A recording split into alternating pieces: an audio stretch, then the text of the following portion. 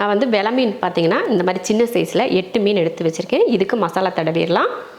1 spoon அளவுக்கு மிளகாத்தூள், 1 spoon அளவுக்கு காஷ்மீரி ரெட் சில்லி பவுடர், அடுத்து மல்லித்தூள் 1 ஸ்பூன், கரம் மசாலா 1/4 ஸ்பூன், மஞ்சள் தூள் 1/4 ஸ்பூன், தேவையான அளவுக்கு உப்பு, அடுத்து கார்ன்ஃப்ளவர் சேர்த்துக்கலாம். ஒரு 2 ஸ்பூன் அளவுக்கு கார்ன்ஃப்ளவர், அடுத்து 1 ஸ்பூன் அளவுக்கு பச்சரிசி மாவு, இதில் கொஞ்சம் எண்ணெயும் சேர்த்துக்கலாம். இப்போ இதை கலந்துருவோம். எண்ணெய் சேர்த்துட்டு பத்தலைனா மட்டும் தண்ணி சேர்த்துக்கிட்டால் போதும்.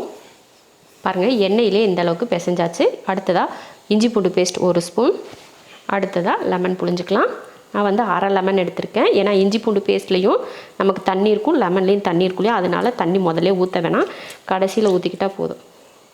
லெமன் புழிஞ்சிட்டு நல்லா கலந்துக்கலாம். அவ்வளோதான், இப்போ பிசைஞ்சிடலாம்.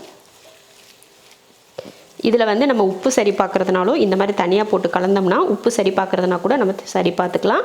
உப்பு பத்தலை அப்படின்னா இன்னும் கொஞ்சம் கூட உப்பு சேர்த்துக்கலாம். மசால் வந்து ரொம்ப கெட்டியாக இருக்குது, கொஞ்சம் தண்ணி சேர்த்துடலாம்.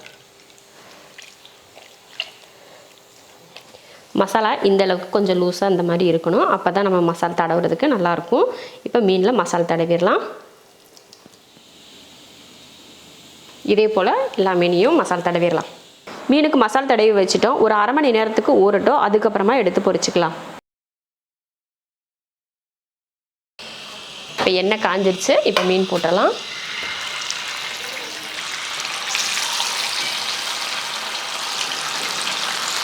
இப்போ பார்த்தீங்கன்னா மீனை வந்து போட்ட உடனே திருப்பி போடக்கூடாது. நான் எல்லாத்துக்குமே அப்படி தான் சொல்லுவேன். சில்லி பொரிக்கிறதா இருந்தாலும் சரி, மீன், வடை, போண்டா, பச்சி எதுக்காக இருந்தாலும் போட்ட உடனே நம்ம திருப்பி போட்டோம்னா மசால் வந்து அடியில் ஒட்டிகிட்டு இருக்கும். அதனால் கொஞ்சம் நேரம் விட்டிங்கன்னா அதுவே நல்லா இந்த மாதிரி பிரிஞ்சு வரும் பாரு. மீன் வந்து நல்லா மொறு மொறு மொறு மொறுன்னு பொரிஞ்சிருச்சு. இப்போ எடுத்துடலாம். சூப்பரான ஒரு மீன் வறுவல் ரெடி ஆயிடுச்சு. இதே மெத்தடில் நீங்களும் மீன் வறுவல் செஞ்சு பார்த்துட்டு எப்படி இருக்குன்னு சொல்லிட்டு கமெண்ட்டில் சொல்லுங்கள். பிடிச்சிருந்தா லைக் பண்ணிவிட்டு ஷேர் பண்ணுங்கள்.